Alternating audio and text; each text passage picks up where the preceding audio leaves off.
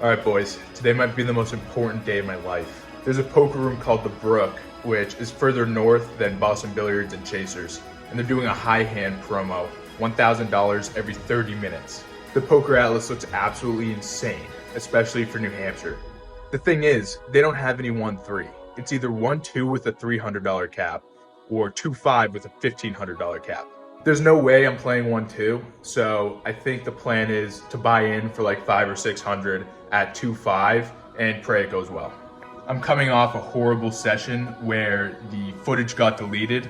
I played at Chasers, I got rivered in 3 big pots and lost $1,200. So if I don't win today, GTO optimized might go away. Sorry boys. Alright, I'm gonna head out, pick up GTOJ, and I'll pick you guys back up once we get up to New Hampshire.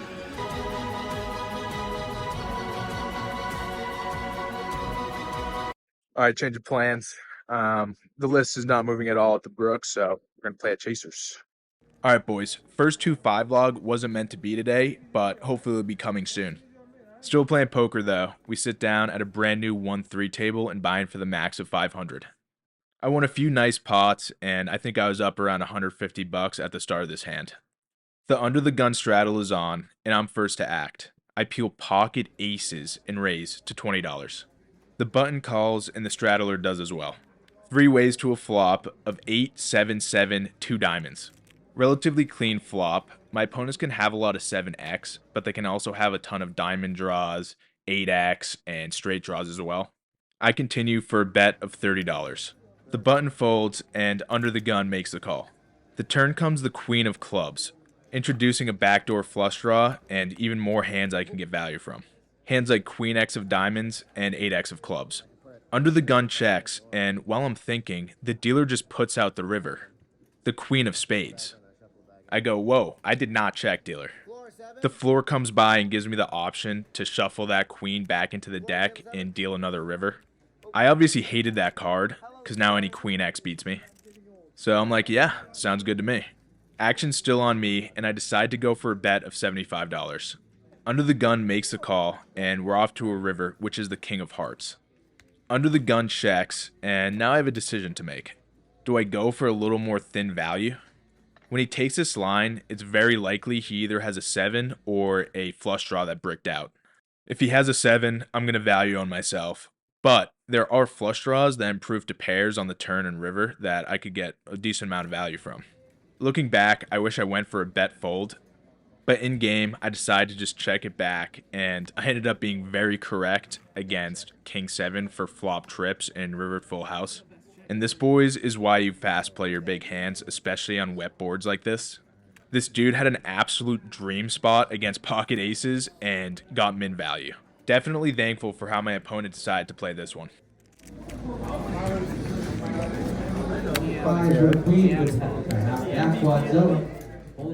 This next hand, there's 3 limps to me, and I peel pocket 6s in the small blind. I sense weakness, and I'm never limping in the small blind, so I raise to $20. Only the button makes the call. Off to a flop, which comes king, 4, 5, 2 hearts. This board is great for my range. I'm going to have all the strong king x's, and it's actually really not that bad for my actual hand. I continue for a bet of $20. The button makes a call, and we're off to a turn, which comes the 10 of clubs. On a card that shouldn't change anything, I like to continue betting. I want to put any pair under the king in a bad spot. Also want to protect against any heart draw that my opponent might have. I bet $55, and my opponent quickly makes a call. I have pretty much no idea where I'm at, but that's okay. The dealer helps me figure it out when he puts out the 6 of clubs on the river. Now I'm hoping he wasn't on a flush draw and had some king x or some strong hand. I don't know. I go in the tank. I rivered the effective nuts with a hand that he's never going to put me on.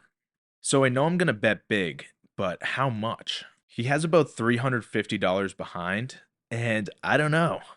I decide to go for all of it, with hopes of leveling any top pair hands into a call when I think it kind of looks like I missed my heart draw. The button now goes into the tank. It looks like he hates his life, which is a really good thing. It means you're playing well and putting your opponents into really tough spots. After a few minutes, he decides to make the fold, Didn't get paid this time, but I still like my play. Let me know what you guys think in the comments. Yeah, they could. What are the odds of it? I think they called him for 1-2, and he's like, yes. Alright, this is a very interesting hand. I put on the $6 straddle. There's a middle position and big blind call, and I decide to check my option with 4-5 offsuit. 3 ways to a flop of 8-9-3 2 spades. I have a backdoor straight draw, but that's about it. The big blind decides to lead for $18. 90% of the time here I just fold, but let's just say the big blind is the type of dude you want to play poker with. I decide to call with some devious intentions for later streets, and the hijack comes along as well. The turn is the 6 of spades. It's like the poker god sent down the perfect card for me to start bluffing on. It's not only a scare card, but it gives me an open-ended straight draw as well. The big blind checks and my plan is set into motion with a bet of $30. The hijack calls and the big blind folds. Off to a pretty hilarious river, the deuce of clubs. Now I have to switch gears from bluffing to value betting. Always a great feeling. My hand is obviously really strong, but my opponent can still have some flushes as played. And there's some other straights that beat me, so I don't want to go too big here. I make it $55, and the hijack quickly makes a call. I flip over 4-5, and I think he thought I was bluffing, because he turns over 9-7 for top pair. He then looks at me like, what are you doing, dude? Why are you calling that flop with 2 unders and a backdoor straight draw? This hand worked out for me this time, but don't try this at home. These maneuvers are for professional punters only.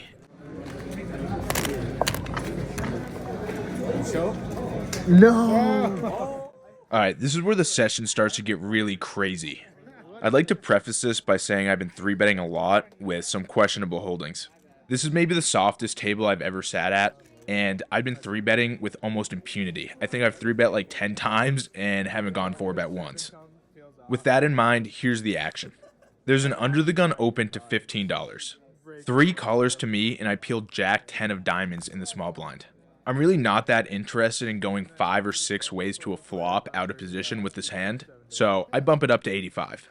Totally fine with just taking down all the dead money pre-flop, but that doesn't happen. The big blind cold calls my 85, under the gun calls the 85, but then the low jack jams for 190, so he called the $15 raise and then jammed to my 3-bet. It folds to me and I jam for $600. It was closer to like $450, $500 effective. But hear me out. There's already $490 in the pot. I'm very interested in putting in another 100 to win all that money. What I'm not interested in is going 4 ways to a flop, which would almost certainly happen if I just call this jam. The likelihood I have the worst hand here is very high, and there's a strong chance I'm absolutely dominated by hands like ace 10, pocket 10s, pocket jacks that might play this way and fold to a jam. So yeah, I rip it all in, hope to get a couple folds and be up against something like ace king and have a ton of equity. The big blind starts tanking. That's not good. He is about $500 behind, but eventually he makes a fold and then under the gun folds pretty quickly, so we're heads up to a run out. Before the dealer can put out the flop, the middle position player turns over pocket aces, so that's not good. The flop comes king high with no diamond in sight. The turn though is a 10. Dealer, any more 10s or jacks in there? Come on, one time. Nope, 4 of clubs. In the end, I only lost like $200 in this hand, which is a scratch in comparison to what could have happened. So yeah, now we're stuck like $100, but spoiler alert, that won't last long. Like 50 pre-flop, king 10. 2 hands later, I'm in the cutoff. There's 3 limps to me, I'm having none of it. I peel king 3 suited and raise to $30. Only 1 limper in early position makes the call. Off to a flop of king 4-5 2 hearts. Under the gun 1 checks, and I go for a bet of $30. He quickly makes the call, and we're off to a turn, which comes a 6 of spades, bringing in a backdoor flush draw, but also giving me an open-ended straight draw. I like this card. It gives me more equity, and also my opponent more hands I can get value from. But then something very strange happens. Under the gun now leads for $90. He has like 100 behind after this, and I'm like, dude, if you want to do this, let's just do it. I'm all in. The look of defeat on his face was absolutely priceless. He goes into the tank and starts talking like, oh, he's never bluffing here. And I'm thinking, I don't even know if I'm bluffing or not. I really don't know what's going on in this hand. Felt like we were getting it all in no matter what, so I pushed the issue. Then, something incredible happens. He picks up his cards and folds. What on earth is he doing, dude? I don't even know. I'll take it though, 100%. Just like that, back up to even. Easy as that. Yeah. Yes. This hand, there's a middle position limp, a button open to 10, and I peel king 10 offsuit. Sticking to the theme of pre-flop aggression, I 3-bet to $40. The low jack and button both make the call. Off to a flop of ace, jack, 5, 2 diamonds. This board is 100% me. I have a ton of hands that are going to continue. Stuff like pocket aces, ace king, ace jack, pocket jacks, everything. Plus, I'm playing full aggro today and also have a gut shot. I continue for $55, the low jack and button both make the call. The turn's the casual queen of clubs, turning the absolute nuts in this multi-way 3-bet pot. If I'm betting into 2 people with king high, I'm sure as hell betting with Broadway, so I continue for a bet of $125. The low jack wisely folds, but the button unwisely jams for $215 more. I snap call, say, sorry bud, I have the nuts. The river comes the 4 of clubs, so still have the nuts. For some reason the button flips over his hand, 10-7 of diamonds. This is the dude I was talking about earlier that you really want to play big pots with. And he starts talking, he's like, yeah, I just thought I'd make a move. I'm all for making moves on the poker table, but when you do, you kind of want to make sure your opponents have some hands in range that will actually fold. Not sure I have any of those 3-betting in the small blind, but hey, I'll take the free double up. This next hand, I put the $6 straddle on. There's 3 limps to me, and I look down at 8-7 offsuit. I check my option, and we're 4 ways to a flop. Of 5, 6, 7, 2 hearts. My best friend is in the hand, and he leads for $22. Could raise to try to isolate him, but I decide to just make the flat call. The low jack calls, button folds, and we're 3 ways to a turn. The 4 of spades. Unfortunately, the big blind slows down and checks. That's not going to work for me. I make it $75 to go. Both the low jack and the big blind make the call. The river's a brick, the queen of clubs. The big blind checks. At this point, I'm pretty sure I'm chopping with one of these players, but I still have to bet. I make it $175 targeting any hands that contain a 3. The low jack calls. He's a very tight player, so at this point I know he has an 8. But then the big blind also calls, which is music to my ears. I turn my hand over. The low jack turns over queen 8, and then the big blind mucks and says he had a 3. The big blind starts going, oh my god, what am I doing? Why did I call that? I wanted to invite him to my home game, but it didn't seem like the right time. More from him coming very soon. The very next hand, we're getting back in the mix. Well, we were kind of forced to. It's double board Bompot time, boys. The flop on the top board comes jack, jack, 8, and the flop on the bottom comes 10, deuce, deuce. I look down at my cards, pocket 8s. What else did you guys expect? I don't know, guys. I'm starting to think I'm on a heater. Sorry for the bad shot of me peeling the cards. Kinda hard to vlog when you have a ton of chips in the way. Here's a slightly better shot of my hand. Anyway, Jay in the small blind checks, and I bet $50. Folds around to the cutoff who makes the call, and Jay does as well. Off to 2 turns, a 6 on the top, and then a 7 on the bottom. It checks to me, and I go for a bet of $200. The cutoff tanks and eventually folds, but Jay makes the call. The rivers brick out, a 4 on the top and a 5 on the bottom. Then, Jay donk snap jams for like $450, and I respond with a GTO snap call of my own. He flips over 8 deuce, I show my hand, and the cutoff cheers saying he folded jack 9. Very unfortunate. Only if Jay had the jack, then he would have punted his stack to me.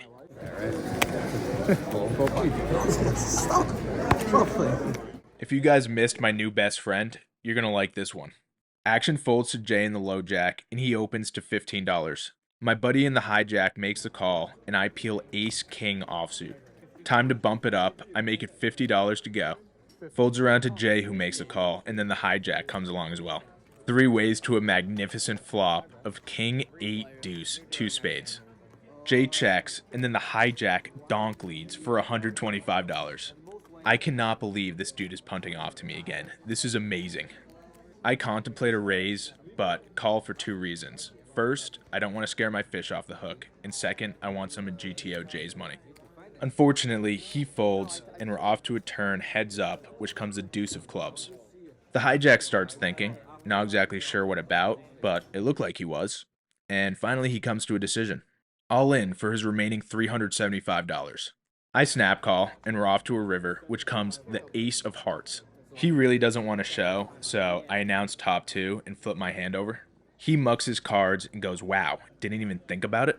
I just shrug, because I'm never tapping the glass at these tables. It's just such a stupid thing to do. But I was thinking, dude, what is there to think about? You're clearly a punter who's representing 4 total combinations of hands, pocket 8s and pocket deuces. I want to get all the money in pre-flop, so when I hit my king, I'm never folding. Unfortunately, that did it for my friend, and he left the table. His parting words, wow, I just gave my entire stack to you. I hope to reunite soon, buddy. I miss ya. That's the only thing I was thinking about. Watch on the board, right? Won a massive pot with ace king. Let's see if we can do it with its arch nemesis, pocket jacks on the button. There's an under the gun open to 15, under the gun 1 makes a call, and then Jay, next to act, 3-bets to 50. Really not worried about Jay's 3-bet, he's been 3-betting almost any 2 all day. It folds to me, and I go for the cold 4-bet, up to $135. It folds around to the initial raiser, who folds, so that's a relief. But then under the gun 1 jams for $425. Jay quickly folds, and now I'm in an agonizing spot. This isn't the first time he's gone for the flat into the jam pre-flop. In fact, it's not the second either. The first time was actually the Jack 10 of diamonds hand from the beginning of the video, where he had pocket aces. The second was a few hands ago against Jay, and he had pocket 3s. It seems like he might do this with any pair, I don't know. Well, there are 9 pairs below mine and only 3 above, so with all the dead money out there, I make the call. Heads up to a run out. The flop comes king 8-4, the turn's a 9, and the river's a deuce. Not exactly sure how to feel about it, but my opponent looks apprehensive to turn his cards over. So yeah, I just show the jacks and we end up being good. Another ginormous pot heading my way. What is going on today, boys?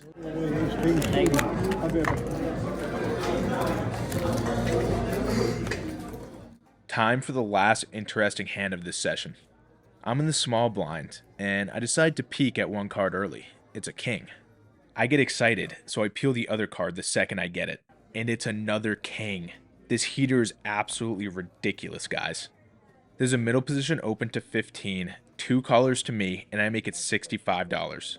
Only the maniac from the pocket jacks and jack 10 hand makes the call. Heads up to a flop of 9, 4, deuce, 2 hearts. I'm pretty much always continuing in these 3-bet pots, so definitely going for a bet with pocket kings here. I make it $60, and then the maniac clicks it to $120. He has about $450 behind after his raise. I tried to think, what would the solver do? But then I realized, against this line, I'm pretty sure the output would be, LOL, you're on your own, buddy. On the fly, I try to construct this dude's range. He called an early position open and then my 3-bet. This is new, because I'm used to him calling an open and then jamming to a 3-bet. So it seems less likely he has a set, something like 9s or 4s. Maybe he has like queen jack of hearts and wants to get me off my ace high hands. After thinking for like 30-40 seconds, I'm pretty sure my brain short-circuited and I just decided to jam. We fade the snap call, which is amazing news. He goes into the tank for a good 30-45 seconds and ends up making the call. Absolutely no idea what I'm trying to fade, but we're off to a turn in a river. The turn comes a 3 of diamonds, and the river, the 5 of hearts. Now, any ace or 6 makes a straight, and I lose to hearts as well. Really not feeling great, but I turn over my hand, and he looks absolutely disgusted as he turns over pocket queens. I already took a picture of my stack for the thumbnail, but looks like I'm going to have to take another one after this pot. What an absolute dream session. Unbelievable I get to share with you guys. Final figures coming in the outro, but yeah, it's a great total and my biggest win to date. I'll take it. It's been a while. It's like the same section we do, where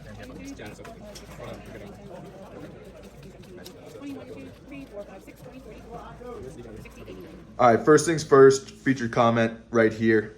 Second, in for 500, out for 3,000. So a profit of $2,500 in just about 5 hours of play. But yeah, I don't know what happened, guys. It seemed like people just started punting their stacks to me and didn't stop for about 3 hours. So not much else to say other than I'll see you guys next week. And yeah, don't forget to like and subscribe.